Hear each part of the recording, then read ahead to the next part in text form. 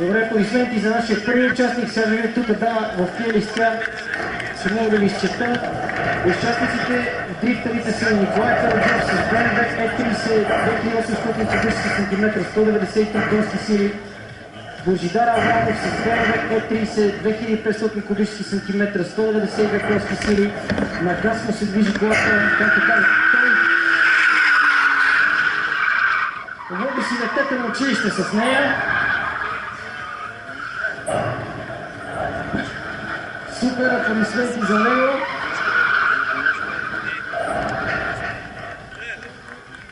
Как си водиш детето на училище? Право. Добре, продължаваме нататъка. Не знам всъщност дали оценвам точно имената и колите, в последствие като заставим ги разпитаме, те ще разкажат повече. Галин Петров от Варна. Аплодисменти и за него. Той известен със своите специални донати, многобройни участия, призови места в различни моторни дисциплини.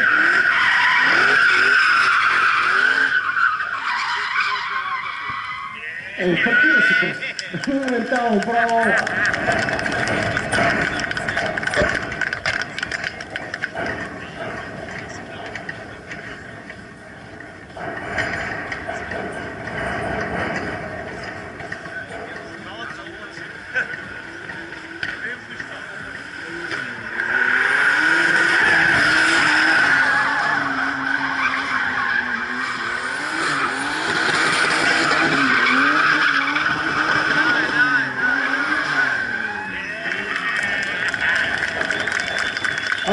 Аплодисменти за Стефан Стефанов, най-малият участник в шоуто.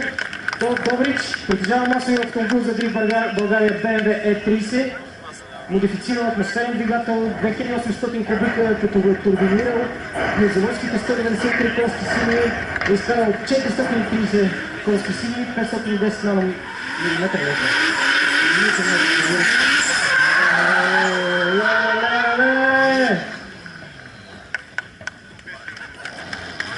Аплодисменти за Красимир Стефанов от Варна, Черси, аплодисменти за Краси, трикратен шампион по дрифт на България за 2010-2011, два пъти през 2012. 2013 става първи на Red Bull Car Park Drift, който спечели участие в дубайските финали и местата му е тази година отново да участва в европейския шампионат Drift All Stars. Автомобил Toyota Supra 3000 кубика и националната за протестите дрифт шампионати. А сега виждате това е Павлин шампион през 2012 и шампион за 2013 на България. Който място на Red Bull Car Park Drift кара на уникалното BMW E30, който тази година се купи с ново сърце. Двигател R5 V8 400 конски сили, система за завиване WiseSpot, която позволява по-голям завиване. Аплодисменти за него. Аплодисменти за Павлин. Сега виждаме инструкторите.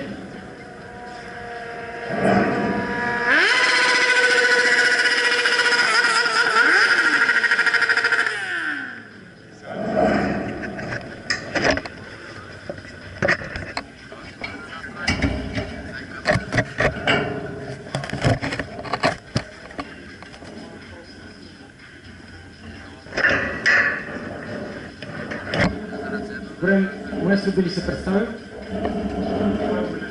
Откъде? Иван, колко време се занимаваш с тъм? 4 години. Ево, патенци. А вие как така сте двама? Закачени ли сте двама? Как се казва дамата за теб? И тя ти е? И така се седиш ти, постоянно.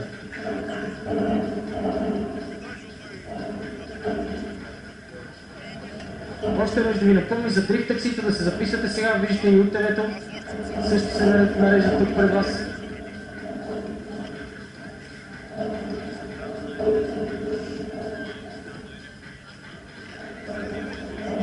А сега продължаваме нататък. Кой е следващия, който ще дойде отпред?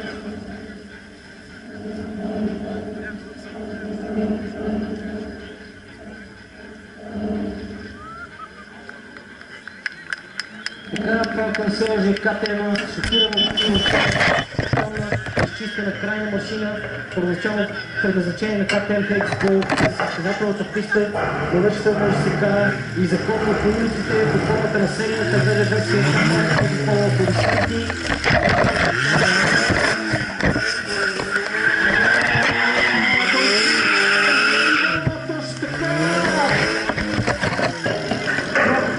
за тази машина. Така под формата на серийна версия KTM X-Bowl, австрийският производител KTM представи 2008 година своята интерпретация на супер спортен автомобил за 21 век.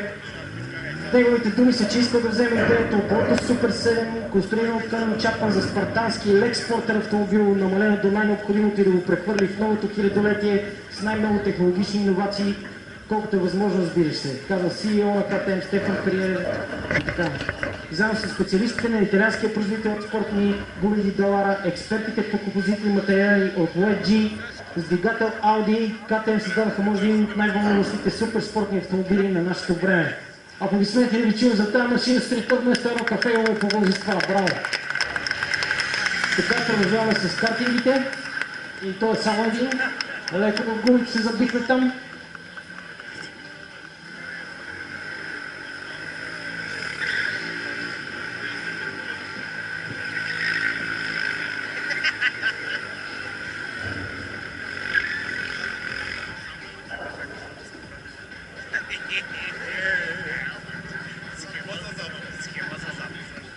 Добре, само да ви кажем, че това е картинг най-ново поколение Соди, водещата френска марка с 4 тактови двигатели, чиято мощност може да се настройва и стигна до 28 конски сили. За първи път такъв картинг е в България и целогодишно може да бъде на разположение тук на картинг писта Варна, само разбираш за пилоти, които имат съответните документи.